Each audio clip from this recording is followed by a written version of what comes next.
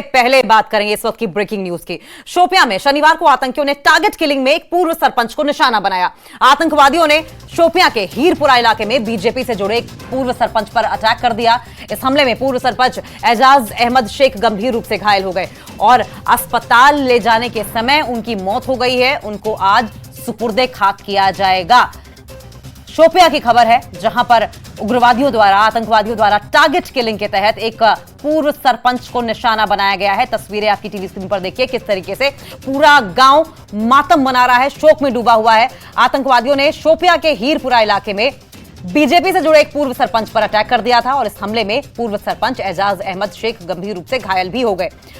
हालांकि जब स्थानीय लोगों से बातचीत की गई तो स्थानीय लोगों ने यह बताया कि पूर्व सरपंच ने काफी विकास के काम किए थे, पूरे इलाके में काफी एक्टिव थे और विकास कार्यों को लेकर काफी सजग रहते थे और ऐसे में पूरा गांव शोक मना रहा है। पूरे गांव में मातम का माहौल है और आपको बताएं कि पहले अटैक किया गया और उसके बाद अस्पताल ले जाने के समय उनकी रास्ते में मौत हो गई। उनको आज सुपुर्दे खाक किया जाएगा और उनके लास्ट राइट्स को लेकर पूरा गांव नम आंखों के साथ उमड़ा है। लोगों में गुस्सा देखा जा रहा है और कहीं ना कहीं अफसोस इस बात का कि वो पूर्व सरपंच को बचा नहीं पाए, क्योंकि कोशिश पूरी की गई थी कि समय रहते अस्पताल पहुंचाया जाए, लेकिन उसके बावजूद उन्होंने रास्ते में दम तोड़ दिया। तो ये शोपियां से खबर सामने आ रही है। ये भी साउथ कश्मीर का इलाका है जहां पर आतंकियों ने टारगेट किलिंग में पूर्व सरपंच को निशाना बनाया है और दरअसल ये बौखलाहट आतंकियों की इसलिए देखने को मिल रही है क्योंकि पूर्व सरपंच ने डेवलपमेंट का काफी काम किया था, जो कि आतंकवादियों को रास नहीं आता था। इसके अलावा जिस तरीके से श्रीनगर में बम्पर वोटिंग हुई है, वोटर टर्नआउट जबरदस्त निकला, 20 से 25 सालों का रिकॉर्ड टूटा, लोगों ने डेमोक्रेसी को चुनना पसंद किया, आतंकवाद के डर से किनारा किया। ये सब चीजें थी जो कि आतंकवादियों को रास नहीं आई और यही वजह है कि हम देख रहे हैं कि आजकल आए दिन, चाहे अनंतनाग हो, चाहे राजौरी हो या फिर शोपियां की ये घटना, आतंकवादी सिर उठाने की कोशिश कर रहे हैं, वापस अपना डर, अपना खौफ कायम करने की कोशिश कर रहे हैं और ये साफ तौर पर उनकी बौखलाहट, उनकी छटपटाहट को दर्शाता है। लेकिन देख, पूर्व सरपंच की हत्या कर देने के बाद अब सुपुर्दे खाक किया जाना है उन्हें। नम आंखों से लोग उन्हें विदाई देने के लिए, उन्हें अंतिम विदा देने के लिए पहुंचे हुए हैं।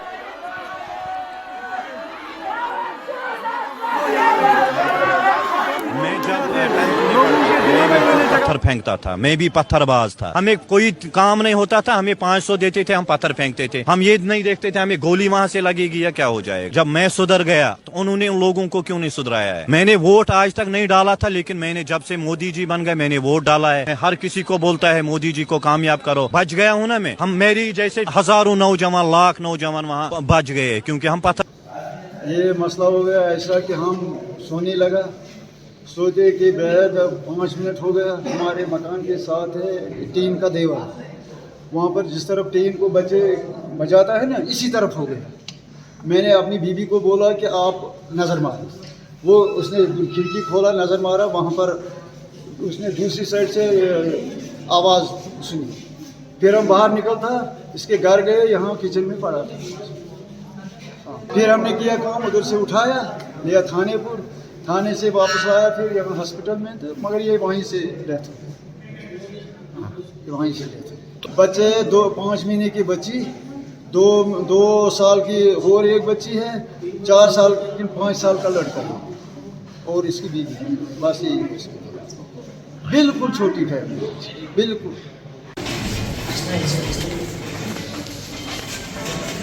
मैं जब 10th में पढ़ता था मैं भी खुद पत्थर फेंकता था, मैं भी पत्थरबाज था, हमें कोई काम नहीं होता था, हमें 500 देते थे, हम पत्थर फेंकते थे। हम ये नहीं देखते थे हमें गोली वहां से लगेगी या क्या हो जाएगा। जब मैं सुधर गया तो उन्होंने उन लोगों को क्यों नहीं सुधराया है। मैंने वोट आज तक नहीं डाला था, लेकिन मैंने जब से मोदी जी बन गए मैंने वोट डाला है। मैं हर किसी को बोलता है मोदी जी को कामयाब करो। बच गया हूँ ना मैं। हम मेरी जैसे हजारों नौजवान, लाख नौजवान वहाँ बच गए क्योंकि हम पत्थर।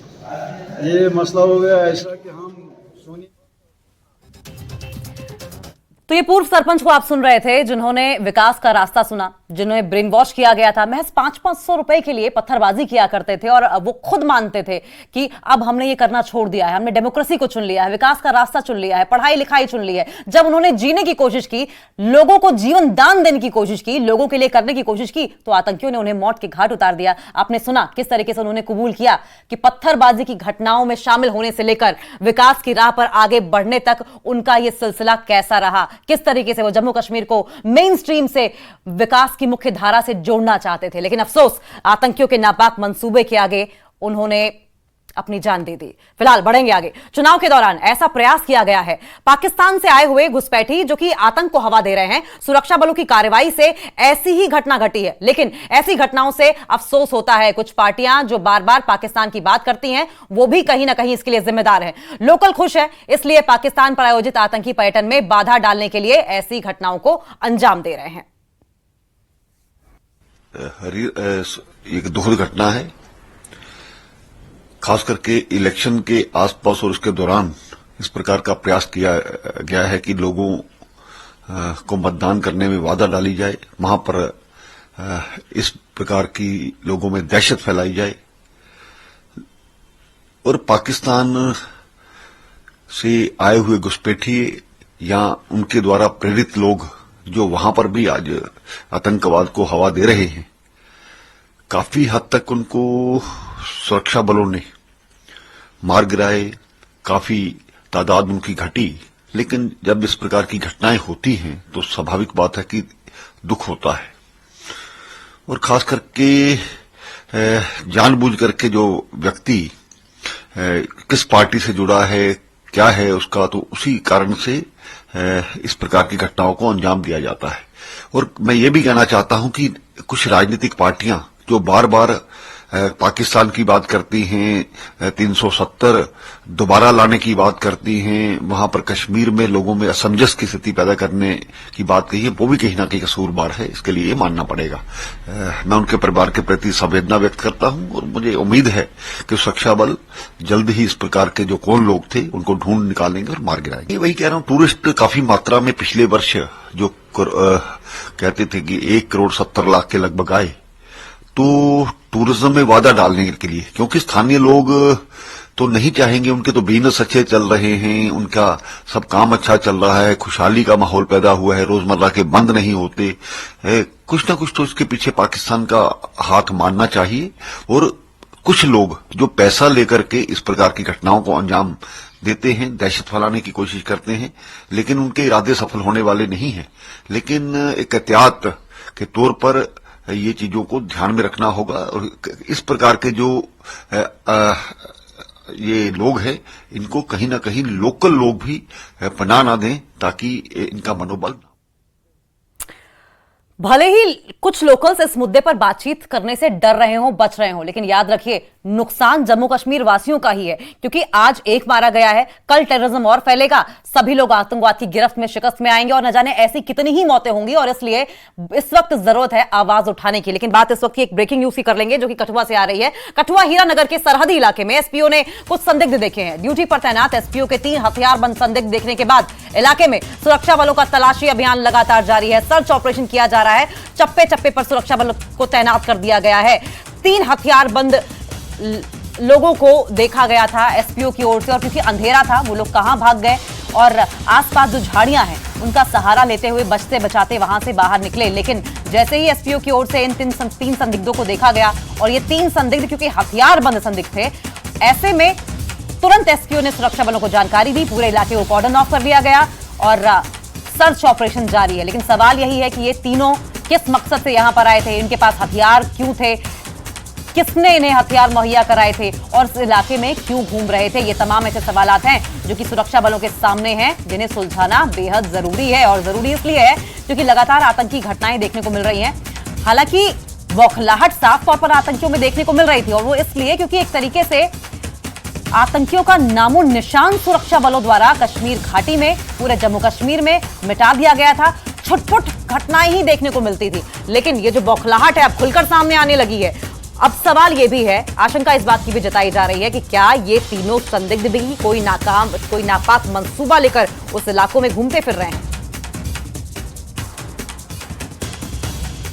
समय हम मौजूद हैं हीरानगर के सरहदी इलाके जंगी चक में और आपको बता दें कि यहाँ पर बीती रात ड्यूटी पर तैनात एक एसपीओ द्वारा इस नाले पर मैं आपको दिखाना चाहूँगा। ये नाला जो आप तस्वीरों में देख रहे हैं ये तरना नाला है। इस नाले में जो है 3 संदिग्ध लोगों को देखा गया और बताया जा रहा है कि उन लोगों के पास हथियार भी थे और ये दरिया आप देख रहे हैं और इस दरिया के किनारे वो लोग थे और 3 लोगों को जो है दरिया को क्रॉस करते हुए उस एसपीओ द्वारा देखा गया। और सुबह तड़के की बात करें तो फर्स्ट लाइट के साथ ही यहाँ पर जो है सर्च ऑपरेशन किया जा रहा था और अब तक की बात करें तो यहाँ पर सर्च ऑपरेशन जो है बंद कर दिया गया है। फिर एक बार बताना चाहूँगा कि ये जो नाला दरिया तरना नाला आप देख रहे हैं ये आतंकियों का एक सेफ रूट रहा है। यहाँ से आतंकी अगर बता दें तो यहाँ से मात्र 3 किलोमीटर के करीब जो है यहाँ पर हिंदुस्तान और पाकिस्तान की सीमा है। तो कहीं ना कहीं घुसपैठ जो है यहाँ पर होती रही है और इसी रास्ते से जो है आतंकी घुसपैठ करके जो है इसी रास्ते से जो है सेफ इलाके की ओर निकलते थे और वारदातों को जो है अंजाम देते थे। और वही बात बता दूं कि अब की बात करें तो अब जो है यहाँ पर सर्च ऑपरेशन जो है वो बंद कर दिया गया है। हालांकि बता दें तो जिस तरह से बसंतगढ़ में हमले के बाद जो है जिला कठुआ के दूरदराज इलाकों में भी आतंकियों की सूचना के बाद वहाँ भी सर्च ऑपरेशन चलाया जा रहा है। उसके बाद बात करें तो जखोल इलाके में वहाँ पर भी 5-6 लोग जो हैं वो महिला द्वारा देखे गए, वहाँ भी सर्च चलाया गया। और अब की बात करें तो ताज़ा मामला जो एक्सपेक्ट देखे जाने का वो यहाँ तरना नाले में सामने आया। और वहीं बता दें तो अभी जो सर्च ऑपरेशन यहाँ पर बंद कर दिया गया और अभी तक कुछ भी जो सुराग उनका सामने नहीं आ पाया है। न्यूज़ 18 जम्मू कश्मीर के लिए हीरानगर से चरणजीत सिंह। और रुकेंगे यहाँ पर एक छोटे से ब्रेक के लिए।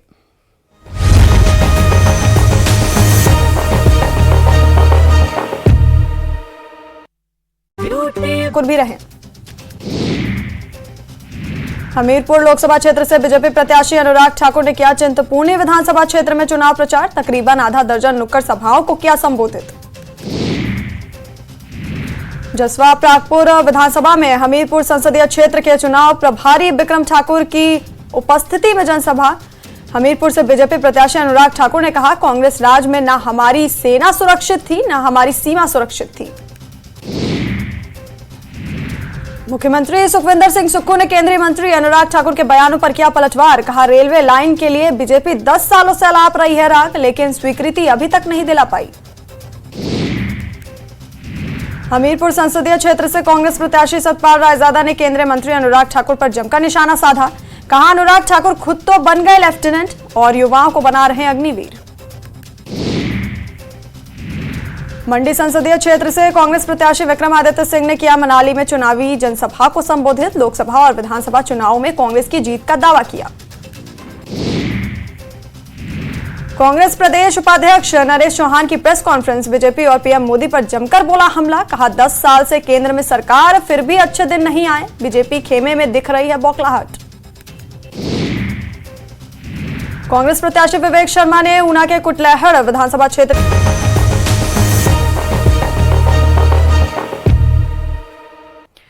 और ब्रेक के बाद आगे बढ़ेंगे। कश्मीर के अनंतनाग इलाके में एक टूरिस्ट कपल को आतंकियों ने निशाना बनाया। ये टूरिस्ट कपल राजस्थान के जयपुर का रहने वाला है। दोनों को इलाज के लिए अस्पताल में भर्ती कराया गया है। यह आतंकी हमला यान्नार इलाके में किया गया। दोनों पर्यटकों की पहचान फरहा और तबरेज के तौर पर हुई है। पति पत्नी है दोनों। हमले के बाद से सुरक्षा बलों ने आतंकियों को पकड़ने के लिए इलाके की घेराबंदी शुरू कर दी है। तो 2 तस्वीरें देखें। ये तस्वीर तबरेज और उनकी पत्नी की है। वहीं दूसरी तस्वीर आप देख रहे हैं अस्पताल के बाहर की, जहां पर दोनों को भर्ती कराया गया है। दोनों कैंपिंग के लिए पहुंचे थे और एक टेंट में आराम फरमा रहे थे और जैसे ही वो टेंट से बाहर निकले, वहां पर मौजूद आतंकवादियों ने, उग्रवादियों ने उन पर गोलियां बरसाना शुरू कर दिया, जिसमें तबरेज गंभीर रूप से घायल है। उनकी हालत गंभीर है, अस्पताल में इलाज चल रहा है। जबकि जो पत्नी है वो भी घायल है, उनका भी इलाज किया जा रहा है। तो अनंतनाग वो इलाका पहलगांव का जहां पर यह अटैक हुआ है, जहां पर भारी संख्या में टूरिस्ट, न सिर्फ लोकल टूरिस्ट बल्कि देश भर से, बल्कि इंटरनेशनल टूरिस्ट भी पहुंचते हैं। और ऐसे में टूरिस्ट के वहां पर पहुंचने में रोजी रोटी जो है वो बड़ी संख्या में, बड़ी तादाद में, हजारों लोगों की इस इलाके से चलती है। और टूरिस्ट पर इस तरीके से अटैक किया जाना, जाहिर तौर पर आतंकियों का मकसद साफ है कि लोगों में डर खौफ पैदा किया जाए। लेकिन सवाल यही है कि अगर आतंकी इस तरीके से टूरिस्ट में डर पैदा करेंगे तो नुकसान लोकल लोगों का है, स्थानीय लोगों का है। क्योंकि अगर टूरिस्ट वहां पर जाना बंद कर देंगे खौफ के साए की वजह से, डर की वजह से अनंतनाग का पहलगाम का रुख नहीं करेंगे तो जाहिर तौर पर रोजी रोटी पर, व्यापार पर आम लोगों के फर्क पड़ेगा। और यही वजह है कि जम्मू कश्मीर वासियों ने आतंकवाद की राह को ठुकरा दिया था, डेमोक्रेसी को चुना था, कानून व्यवस्था को चुना था। हालांकि ये बात आतंकवादियों को रास नहीं आई और यही वजह है कि हम देख रहे हैं कि आए दिन चाहे शोपियां हो, चाहे अनंतनाग हो, चाहे पुंछ हो, कठुआ हो या फिर अनंतनाग हो, इन तमाम जगहों पर इस तरह से आतंकी घटनाएं देखने को मिल रही हैं। बौखलाए हुए हैं आतंकी, इस वक्त तिलमिलाए हुए हैं, मिर्ची लगी पड़ी है कि आखिर इतनी अमन शांति कैसे दिखाई दे रही है घाटी में, आखिर कैसे लोग निकल कर बाहर वोट कास्ट करने पहुंच रहे हैं, बच्चे स्कूल क्यों जा रहे हैं, लोग खाना पानी, उनका दाना हुक्का पानी सब अच्छे से कैसे चल रहा है। ये तमाम चीजें हैं जो चुभ रही हैं आज आतंकवादियों को।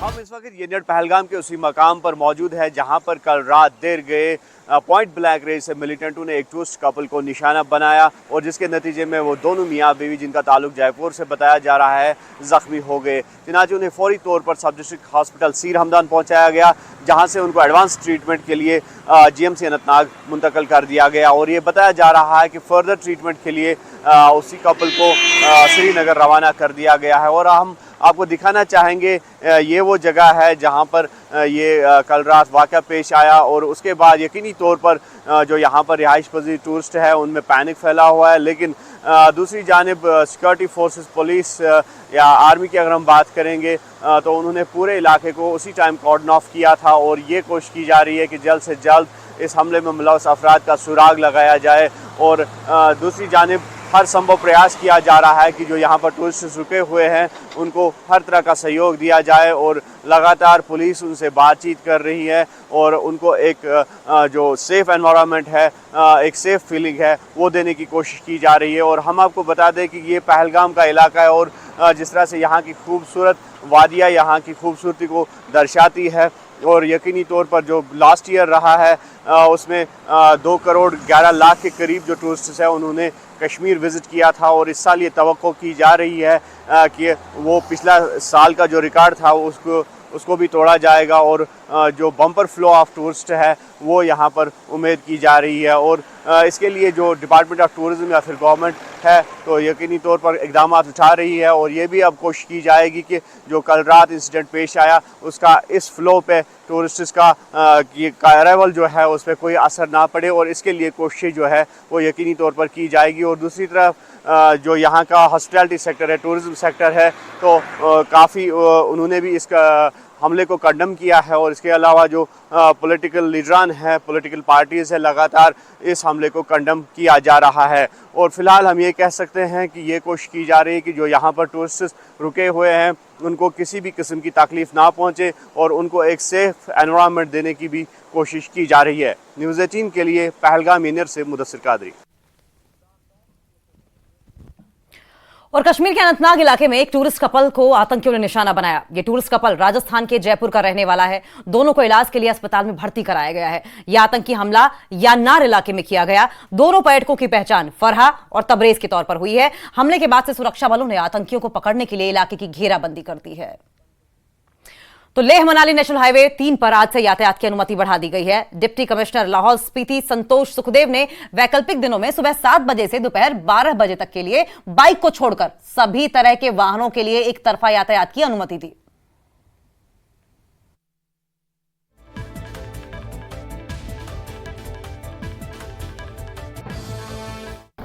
सर, जो लेह मनाली हाईवे पे काफ़ी लोगों का ये है कि अभी तक रोड नहीं खुला, तो हमने भी कल से भी आपसे पूछा तो आपने एक नोटिफिकेशन भी निकाला, इसकी एडवाइजरी भी। जी मेरे साहब, जैसे आपको पता है परसों आपने एक इंटरव्यू लिया था, उसमें आपने पूछा था कि लेह मनाली रोड कब खुल रहा है, बिकॉज़ एक तो हमारे वोटर्स भी कुछ उस साइड है जो मनाली रोड से आना चाहते थे और दूसरा लेह में कुछ शॉर्टेज भी थी कंस्ट्रक्शन मटेरियल से बाकी चीज़ों की, तो उसके लिए हमने टेकअप किया था DC लाहौल स्पीति के साथ में। तो कल उन्होंने एडवाइजरी जारी की थी जिसमें कि आज दरचा साइड से हमारे साइड ट्रैफिक है, तो हमारे जितने भी लद्दाख के वोटर्स हैं, जितने भी ड्राइवर्स हैं, ट्रक ड्राइवर हो या बाकी टैक्सी ड्राइवर हो, उन सबसे रिक्वेस्ट रहेगी कि आज का ये मौका उठा के सारे के सारे लोग लेह साइड आ जाए। दूसरा, कल हम इस साइड से ट्रैफिक है, लेह से मनाली साइड ट्रैफिक है, लेकिन हमने उनको रिक्वेस्ट की है कि जो हमारे वोटर्स होंगे, लद्दाखी होंगे, उनको भी कल स्पेशल केसेस में हम अलाउ करेंगे आने के लिए, सो दैट जिसको भी वोट डालना है, जो भी आना चाहता है वापस, और जिसको रोड बंद होने की वजह से आ नहीं पा रहे थे, वो सारे के सारे लोग हमारे पास पहुंच जाएंगे वोटिंग के दिन। सर, जो लाहौल स्पीति के डिप्टी कमिश्नर ने एडवाइजरी निकाला उसमें अल्टरनेट बताया गया, ये कब तक लागू होगा? क्योंकि सर टूरिस्ट सीजन में ऑलरेडी स्टार्ट हो चुका है। जी, ये जब तक रोड कंडीशन थोड़ा इंप्रूव नहीं हो जाता, बिकॉज हमारे साइड से जो है सरचू तक रोड ठीक है, हमने देखा है, बट बारालाचाला पास के पास में थोड़ा सा दिक्कत आता है, वहाँ पे थोड़ा नैरो है, इसलिए हमने अभी वन साइडेड रखा हुआ है। तो जैसे ही ये BRO की तरफ से हमारा क्लियरेंस आ जाता है तो हम उसको डबल वे कर देंगे। बहुत बहुत धन्यवाद। और राजौरी के छोटा नारा के वन क्षेत्र में पिछले 3 दिनों से वनाग्नि जारी है, जिस पर काबू पा लिया गया है। वन रेंज अधिकारी निसार हुसैन का कहना है कि हमारी टीमें यहां तैनात हैं, हमने इस पर काबू पा लिया है। हम लोगों से अपील करते हैं कि ये एक संयुक्त प्रयास है, जो लोग इन आग के लिए जिम्मेदार हैं, हम इनको बख्शेंगे नहीं। कोशिश करना 2-4 लोग।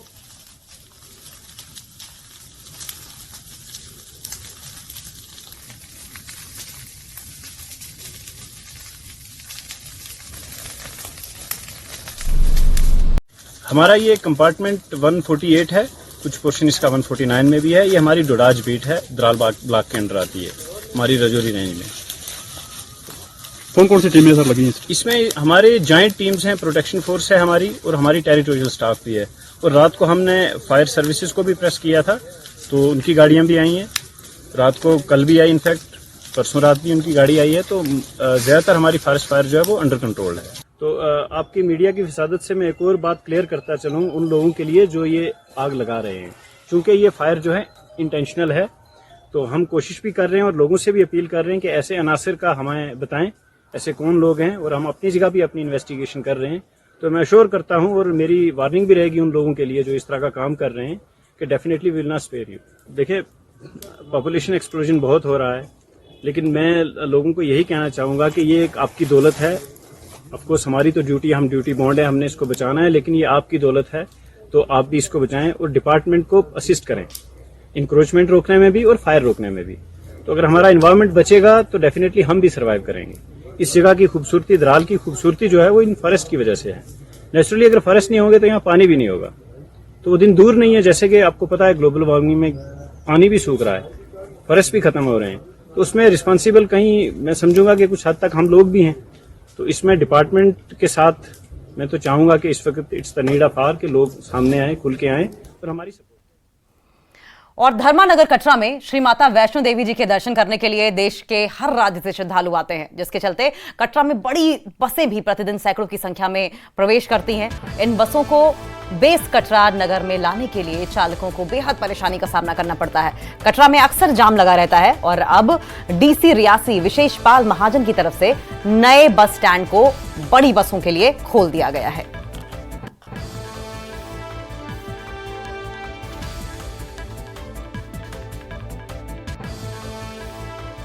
यहाँ कोई दिक्कत नहीं है, गाड़ी लगाने की सुविधा तो अच्छी हो गई है, लेकिन नहाने धोने की व्यवस्था नहीं है कोई भी। 3-3 दिन तक हम रुकते हैं तो कोई लेटरिन बाथरूम नहीं है, कोई और नहीं है, पानी की व्यवस्था नहीं है, पीने को पानी नहीं है। ये सुविधा चाहते हैं, पार्किंग भी हमारे से ले लेते हैं। अभी नीचे 300 रुपए की पर्ची काटी है इन्होंने अंदर नगर पालिका ने। ये सुविधा करनी चाहिए ना, नहाने धोने का कम से कम ड्राइवर की सुविधा तो करनी चाहिए। पार्किंग के लिए तो चलो ठीक है, लगा दी, अभी गाड़ी लग गई, लेकिन ड्राइवर के लिए कोई सुविधा नहीं है। हम महाराष्ट्र से आए हैं। अब पहले तो यहाँ पे उधर गाड़ियाँ लगती थी रोड पे, रेलवे स्टेशन के पास, वहाँ पे तो बहुत दिक्कत आती थी। अभी यहाँ पे बना दिया है, लेकिन यहाँ पे चाहिए उतनी सुविधाएं नहीं है, जैसे नहाने धोने की या टॉयलेट बाथरूम की, ये सुविधा होनी चाहिए यहाँ पे। मैं अभी 2000 से आ रहा हूँ। पहले हम 2 नंबर पार्किंग में गाड़ी लगाया करते थे, लेकिन वहाँ जगह कम थी। जगह कम होने के कारण वहाँ जाम भी लगता था, गलियों में गाड़ी घुसाते थे तो सामने से गाड़ी आने पर जाम लग जाया करता था। अब यहाँ जगह तो बड़ी है, लेकिन यहाँ सुविधा नहीं है कुछ भी। गंदगी वाला है, पीने का पानी नहीं है, टॉयलेट नहीं है, नहाने धोने का साधन नहीं है, फ्रेश होने का साधन नहीं है। चीजें अगर हो जाए तो फिर ठीक, फिर बिल्कुल टनाटन है यहाँ का। बाकी वहाँ से बहुत सही है जगह लगाने के लिए, बाकी सुविधाएं नहीं है यहाँ ड्राइवरों के लिए, पानी के लिए, खाना के लिए, नहाने धोने के लिए। अब हम कल से आए हुए हैं, यहाँ कोई पानी की व्यवस्था नहीं है, हम कल से नहाए हुए नहीं। हाँ, शौचालय नहीं है, जंगल जाना पड़ता है, गंदगी है, कल से नहाए नहीं है, यहाँ व्यवस्था नहीं है पानी की। धर्मनगरी कटरा के नए निर्माणाधीन बस स्टैंड में हम इस समय मौजूद हैं और अब इस बस स्टैंड को बड़ी बसों के लिए जो है वो खोल दिया है। अब कहीं ना कहीं जो जाम कटरा नगर में लगा करता था अब उससे बड़ी राहत जरूर मिल रही है। यह फैसला डीसी रियासी विशेषपाल महाजन की तरफ से लिया गया है। जो बड़ी बसेस पहले 2 नंबर काउंटर में लगा करती थी अब वही बसें जो है वो कटरा के नए निर्माणाधीन बस स्टैंड में लगना शुरू हो चुकी हैं। इससे कटरा नगर में जो आए दिन बड़ी समस्या जो जाम की रहा करती थी उससे अब निजात मिल चुकी है। लेकिन अब कहीं ना कहीं परेशानियां उन ड्राइवरों को आ रही हैं। जो ड्राइवर तबका यहाँ पर अपनी बसों को लगा करके 3-3 दिन तक जो है वो नहा नहीं पाता है, शौचालय तक जैसी सुविधा उनको नहीं मिल पा रही है। अब उसकी कहीं ना कहीं ये ड्राइवर तबका जो है वो अपेक्षा जरूर कर रहा है। न्यूज़ 18 नेटवर्क के लिए करणदीप सिंह, कटरा। बुलेटिन में फिलहाल इतना ही। नमस्कार।